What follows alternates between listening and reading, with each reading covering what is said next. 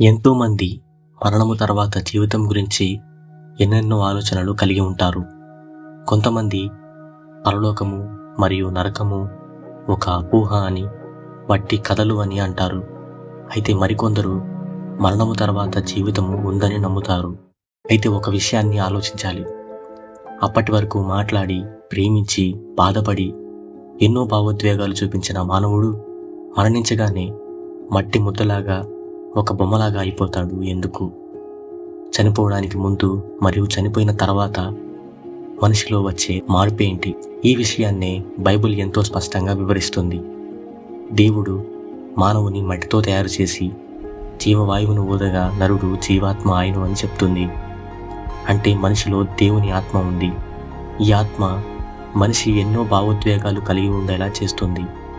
ప్రేమ, శాంతి, సమాధానము మరియు ఇంకా ఎన్నో. అయితే మానవుడు దేవుడు ఇచ్చిన ఆ మంచి స్వభావమును, స్వేచ్ఛను మీరి దేవుని ఆజ్ఞను అతిక్రమించి దేవునితో సదాకాలము ఉండే ఆ గొప్ప భాగ్యాన్ని పోగొట్టుకొని పాపిగా, దేవునికి దూరస్తునిగా మిగిలిపోయాడు. పాపానికి వచ్చు జీతము మరణము. ఆ మరణము నిత్య నరకము.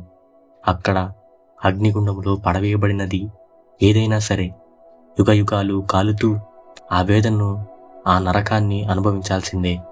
అక్కడ ఎల్లప్పుడూ అగ్ని ఆరదు, పురుగు చావదు. అయితే ఇక్కడ మనకి ఒక సందేహము వచ్చే ఉంటుంది. అసలు దేవుడు ఎందుకు నరకాన్ని సృష్టించి పాపము చేసిన వారిని అక్కడ వేస్తున్నాడు?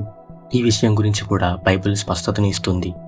మత్తయి సువార్త 25వ అధ్యాయము 41వ వచనం ప్రకారము ఈ నరకము దేవునికి వ్యతిరేకమైన, అలాగే మానవునికి దేవునికి మధ్య దూరానికి కారణమైన సాతాను మరియు అతని అనుచరులకు తయారు చేయబడింది.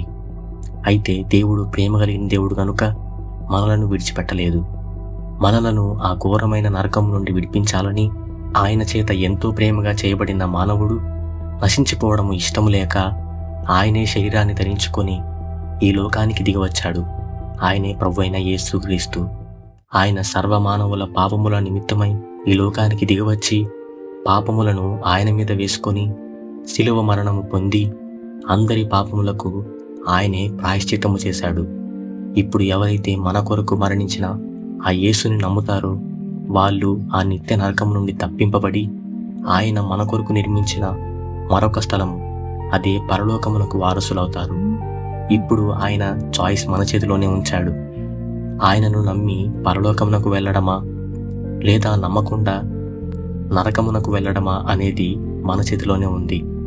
ఆయన అయితే అందరినీ ఆయనతో పాటు పరలోకమునకు ఆహ్వానిస్తూ, ఎవరైతే ఇంకా లోబడలేదో వారితో ఇలా అంటున్నాడు: తమ ఆలోచనలను అనుసరించి చెడు మార్గమును నడుచుకొనుచు లోబడనొల్లని ప్రజల వైపు దినమంతయు నా చేతులు చాపుచున్నాను.